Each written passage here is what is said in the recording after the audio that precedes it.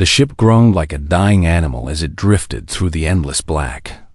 And Commander Vea-san pressed her hand against the cold metal wall, feeling every vibration of pain that echoed through the vessel and through the thousands of refugees. Huddled in its belly, she was Kreth, born with the curse of empathy that let her feel what others felt. And right now she felt everything: the hunger of children, the despair of mothers, the quiet acceptance of the old ones who had stopped hoping days ago. "Commander," her navigator called out, his voice thin and tired. "The fuel cells will fail within 6 cycles. And after that, we drift until we freeze or starve." Vea turned to face him, her silver eyes reflecting the dim emergency lights that had replaced the main power 3 days ago when they had to choose between light and life support. "And the other ships?" she asked. "The Murai vessel lost its water recyclers yesterday, and the hollow transport is bleeding atmosphere from a crack in the hull that they cannot seal. 12 ships had fled together from the Galactic Concorde. 12 ships carrying the unwanted and the rejected and the condemned. And now those 12 ships were dying one by one in the vast emptiness they called the Outer Drift.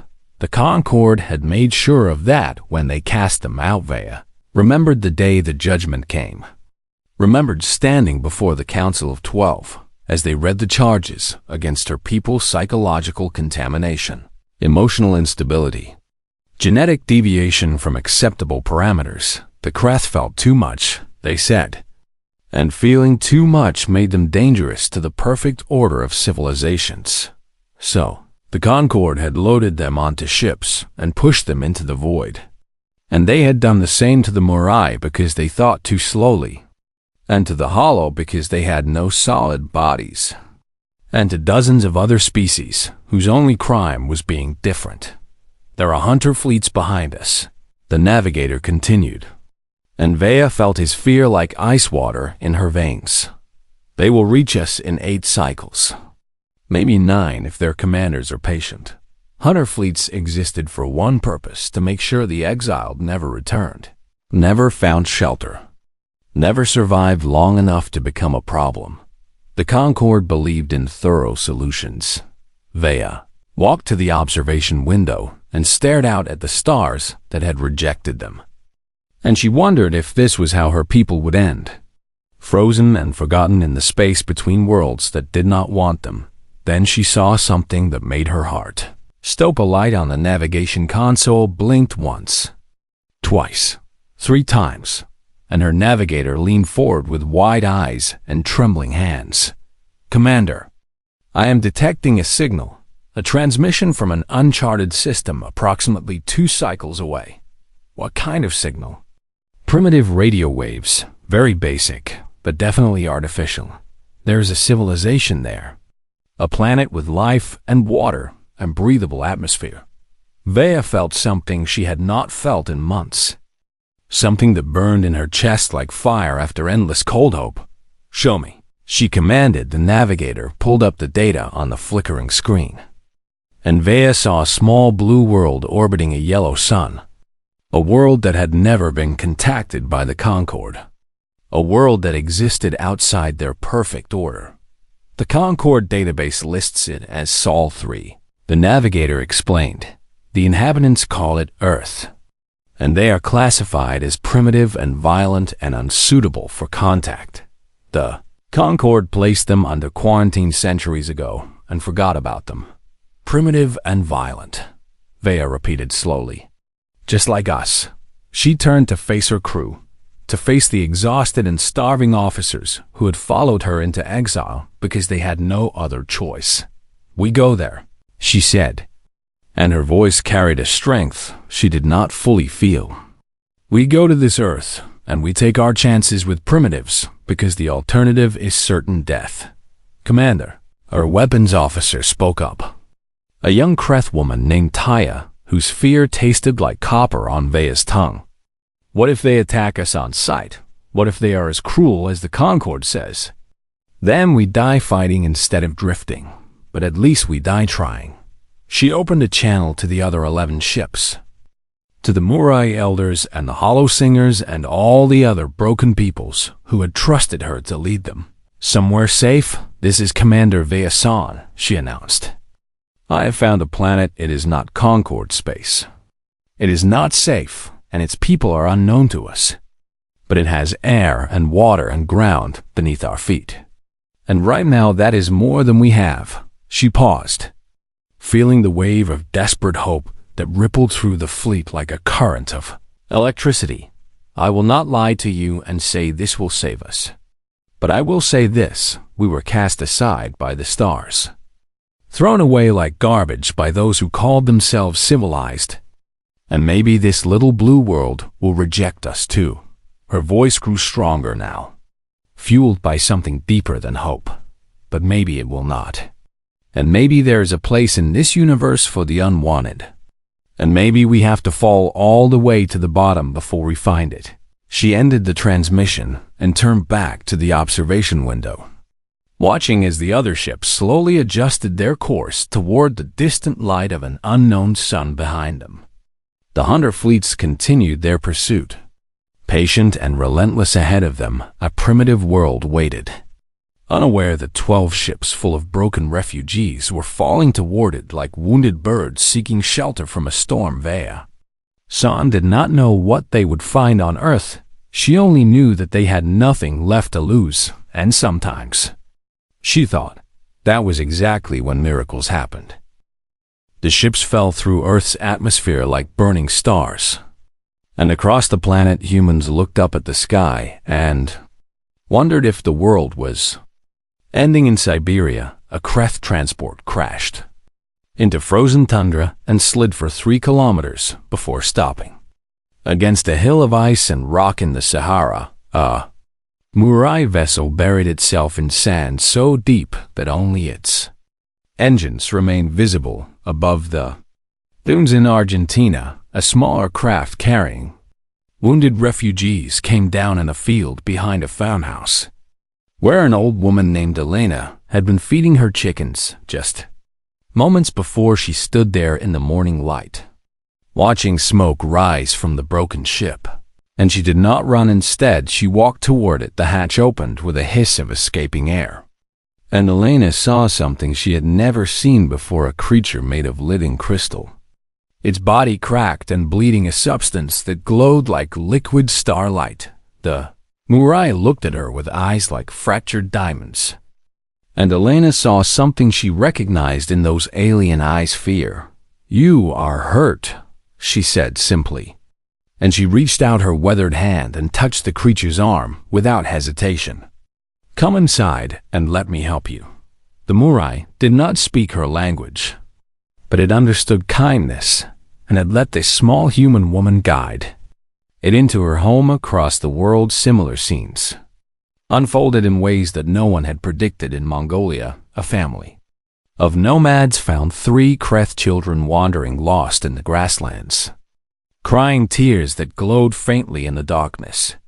And the family wrapped them in blankets and fed them warm food and held them until they stopped shaking. In Australia, a group of fishermen pulled hollow beings from the ocean creatures, made of pure sound that had no bodies at all, and instead of fleeing in terror, they sat on the beach and listened as the hollow sang songs of gratitude in frequencies that made the fishermen weep without understanding why governments mobilized armies and scientists and diplomats. But ordinary people moved faster by the time the officials arrived. The refugees had already been welcomed. Commander Vayasan had prepared herself for the worst when she surrendered to the United Nations delegation that met her ship. And she had expected chains and cages and interrogation.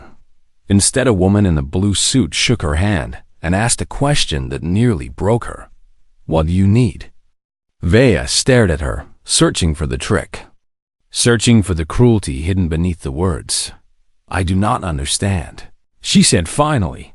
"Your people are hurt and hungry and scared," the woman replied, her voice gentle but firm. "We want to help. So tell us what you need." In 500 years of exile, no one had ever asked the Kreth what they needed. They had only ever been told what they were and what they deserved. Vea felt tears burning in her eyes. Tears she had not allowed herself to cry since the day her people were cast out. "Why?" she whispered. "Why would you help us? You do not know us. You owe us nothing, and your own leaders must have told you we are dangerous." The woman smiled, and Vea felt something strange in that smile. Something warm and fierce and completely alien to everything she had known. "We have a saying on Earth," the woman said. "Be kind to strangers because you never know what battles they have fought." She paused and looked at the broken ships scattered across the horizon. "It looks like you have fought plenty." In the weeks that followed, Vea learned things about humans that the Galactic Concord had never understood. She learned that humans had a history full of cruelty and war and terrible mistakes. But she also learned that they had spent centuries trying to be better. She learned that they argued constantly about the right thing to do, but that they kept trying to find it anyway. She learned that they were afraid of the unknown, but that fear did not stop them from reaching out their hands. Most importantly, she learned why the Concord had quarantined Earth and labeled its people as dangerous. It was not because humans were violent. The Concord had plenty of violent species in its ranks. It was because humans had something the Concord could not control, something that threatened the very foundation of their perfect order: compassion without condition. The Concord operated on logic and hierarchy, and the cold calculation of worth. Every species earned its place or lost it, and those who could not contribute were removed. Humans operated on something else entirely, something that made no logical sense at all. They helped because helping was right, not because it was profitable. They welcomed strangers because strangers were people, not because they had proven their value. They looked at broken refugees from distant stars and saw not aliens or threats or problems to be solved. They saw neighbors. Vea sat in a small room in Geneva 6 weeks after the landing, surrounded by human diplomats and refugee leaders from a dozen exiled species. And she listened as they made plans together, plans to share technology and knowledge, plans to build homes and hospitals and schools, plans to create something new, something that had never existed before, a world where the unwanted could belong. She thought about the Concord and its perfect civilization, its clean cities and orderly systems and ruthless efficiency, and she thought about Earth. This messy, chaotic world full of contradiction and conflict and impossible stubborn kindness. She knew which one she preferred. For the first time in 500 years, Vea-san felt something she had almost forgotten how to feel. She felt home. 5 years changed everything. The refugee ships that had crashed across Earth became monuments and museums, and around them grew communities where humans and aliens lived side by side in ways that neither had imagined possible in what used to be an empty stretch of the American Midwest. The Morai built towers of living crystal that harvested energy from sunlight and converted it into clean power for 3 surrounding states, their slow and patient minds, which the Concord had called defective, turned out to be perfect for solving problems that humans had struggled with. For decades, they saw patterns in geology and chemistry that faster thinkers missed, and they taught humans how to mine resources without destroying the land. In exchange, humans taught them how to laugh the hollow.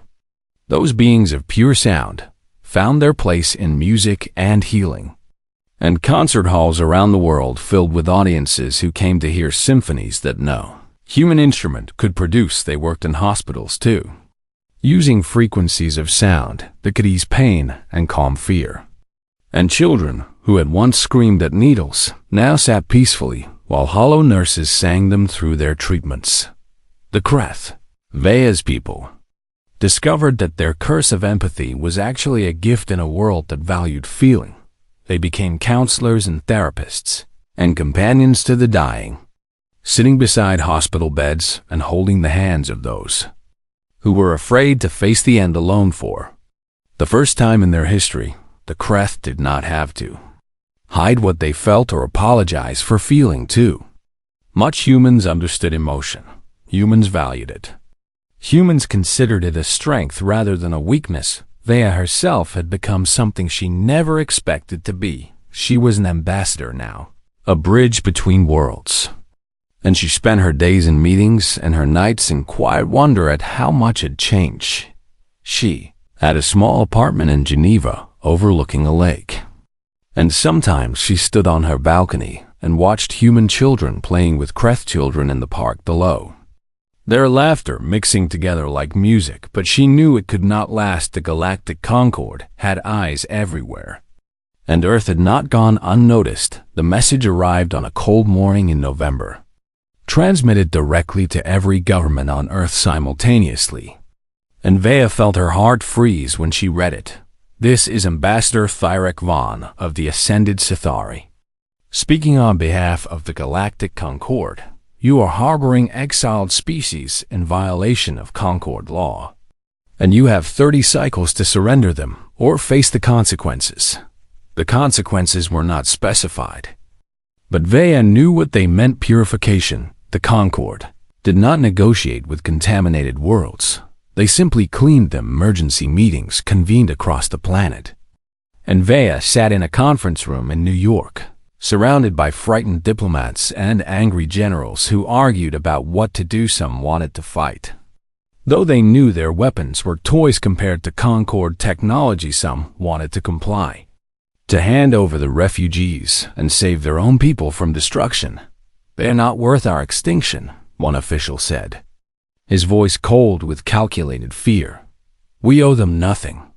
Vea felt his words like a knife in her chest. But before she could respond, a young aide stood up at the back of the room. My daughter's best friend is a Creth girl named Saya, the aide said, her voice shaking with anger. They play together every day after school. They share secrets. They argue about silly things and make up 5 minutes later. Are you going to tell me to hand Saya over to be killed? Because she is not worth our extinction. The room fell silent. These are not statistics, the aide continued. These are our neighbors, our co-workers, our friends, the Murai engineer who fixed my building's power grid, the hollow singer who performed at my wedding, the Creth counselor who helped my mother die in peace. Are they worth nothing? The official who had spoken looked away, unable to meet her eyes. Outside, the building crowds had gathered, humans and refugees standing together, holding signs that read, Earth stands together, and we are all unwanted now. Vea watched them through the window and felt something she had not expected. Hope, but it was a fragile hope, because she knew what was coming, and she knew that signs and slogans would not stop a Concord Fleet Ambassador. Thyrek Vaughn arrived 3 days later in a diplomatic vessel that could have destroyed every military on Earth without slowing down. He was Sithari, one of the elder species, tall and elegant with skin like polished silver and eyes that held no warmth. Vea met him in a conference room with human leaders at her side, and she watched as he looked around with barely concealed disgust. You have made your choice, he said, his voice smooth and cold.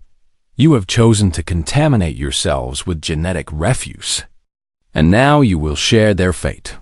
We have chosen to be kind, a human president replied. If that is contamination, then we accept the label gladly. Thyrek Vaughn tilted his head, studying the human like a scientist examining a particularly strange insect. Kindness, he repeated, as if the word tasted strange in his mouth. You would die for kindness. You would sacrifice your species for an emotion. We would sacrifice our species for our souls, the president answered. Some things are worth more than survival. Thyrek Vaughn stared at him for a long moment, and Vea felt something shift in the air, something she could not quite identify. Then he smiled, and there was no warmth in it at all. The purification fleet will arrive in 60 cycles, he said. I suggest you use that time to say goodbye. He left without another word, and Vea watched his ship rise into the sky and vanish among the stars. 60 cycles. That was how long Earth had left. That was how long they had to find a miracle. The purification fleet emerged from hyperspace like a wall of death. 1,000 warships blotting out the stars beyond Saturn. And every telescope on Earth watched in helpless silence Supreme Arbiter Kael Morith, commanded from the bridge of his dreadnought. A vessel so large it could have swallowed the moon. And he looked upon the tiny blue planet with the same expression a farmer might wear while preparing to burn an infected field. This would be his 18th purification. And he expected it to be as quick and clean as the 17 that came before on Earth. The refugees gathered in emergency councils. And Vayasan listened as they offered everything they had. "We can fight," said Elder Korath of the Morai, his crystalline body glowing with determination. "Our understanding of geology could collapse the ground beneath any landing forces. We could make this planet a death trap. The Hollow can weaponize our songs," offered Melody of Distant Waters, a being who existed as patterns of sound and light, frequencies that shatter Sithari neural tissue, that reduce their soldiers to screaming husks. We know how to make them suffer. Other species offered other weapons, poisons, and plagues, and technologies of destruction that the Concord had never suspected they possessed. Vaya felt their anger and their fear and their desperate desire to protect the world that had protected them. And she understood it completely, but she also felt something else, something that burned in her chest like fire. "No," she said, and her voice cut through the noise like a blade. The room fell silent, and every eye turned to her. "If we become what they are, we prove them right," she continued, her silver eyes blazing.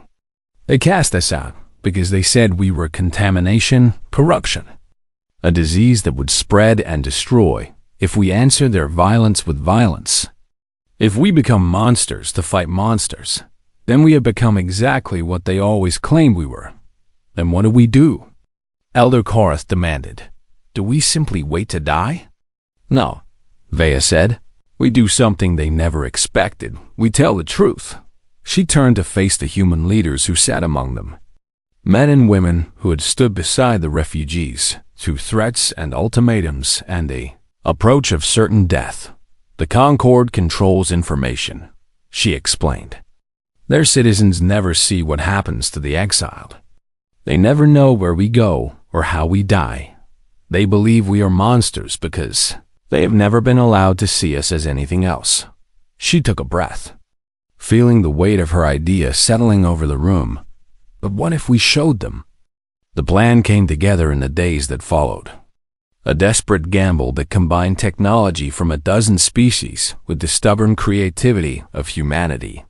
The Hollow had the ability to project their songs across vast distances, to send vibrations through the fabric of space itself. Human satellite networks could amplify and direct those vibrations, turning them into signals that could reach every corner of the galaxy together. They could broadcast on every frequency simultaneously, overwhelming the Concord's information controls and reaching every citizen of every member world. But what would they broadcast? Everything they gathered footage of the past 5 years, Krath children playing in schoolyards, Morai engineers teaching human apprentices, Hollow singers performing in concert halls filled with weeping audiences. They recorded testimonies from humans who had befriended the refugees, who had welcomed them into their homes and their families and their hearts. They captured images of protest signs and candlelight vigils and ordinary people standing together in defiance of an empire that wanted them divided, and they recorded a message from Vayasan. She stood in a studio in Geneva, cameras surrounding her, and she looked into the lens and spoke to a trillion beings she would never meet. "My name is Vayasan, and I am Krath. My people were exiled because we feel too much, because empathy was considered a disease. And for 500 years, we wandered the void waiting to die." She paused, gathering strength. "Then we found Earth, a world the Concord called primitive and violent and dangerous. We expected them to fear us or hate us or destroy us. But instead, they did something impossible. Her voice broke slightly. But she continued. They welcomed us. They looked at broken refugees from distant stars and saw people worth saving. They shared their food and their homes and their hearts with creatures they had never seen before.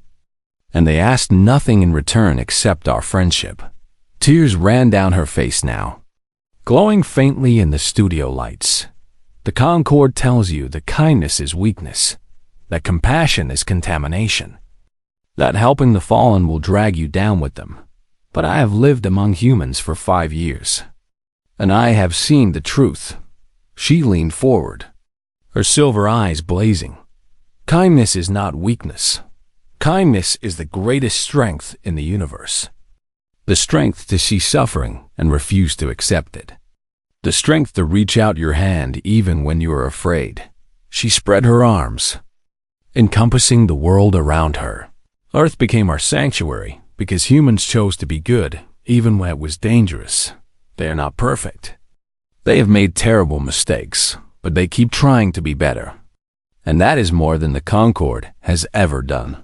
Her voice rose, filled with fierce determination. We are broadcasting this message to every world in the galaxy. See us. See the kindness that saved us. See what the Concord wants to destroy. She looked directly into the camera, directly into the eyes of 1 trillion beings. And then ask yourselves, is this contamination? Or is this what civilization was supposed to be? The broadcast went out at the speed of light, and the universe heard everything. The broadcast reached 100 worlds before the purification fleet crossed the orbit of Mars. And on those worlds, everything changed on Sithar Prime, the homeworld of the ascended Sithari. Citizens gathered in public squares and watched images they had never been allowed to see: exiled children laughing, alien hands holding human hands. Species they had been told were monsters creating art and music and beauty. They watched Vea-san speak about kindness, and many of them wept without understanding why on industrial worlds where the Mura had once labored before their exile, workers put down their tools and demanded answers from leaders who had told them the slow-thinking creatures were worthless burdens on 1,000 ships in the outer drift. Scattered pockets of other exiled species heard the broadcast and felt hope kindle in places where hope had died long ago. On the bridge of the dreadnought that led the purification fleet, Supreme Arbiter Kale Morath watched his carefully ordered universe begin to crack. "Sir," his communications officer reported, his voice trembling, "we are receiving messages from homeworld citizens are gathering in protest. They are demanding we halt the purification." "Ignore them," Kale Morath commanded. "Civilians do not determine military action, sir. 3 of our captains have refused to advance. They say they will not fire on the planet." Kale Morath felt something cold settle in his chest.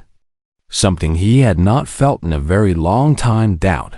He looked at the blue world growing larger on his view screen. And for the first time he truly saw it, not as a target, not as contamination, but as a place where beings laughed and loved and fought to protect each other.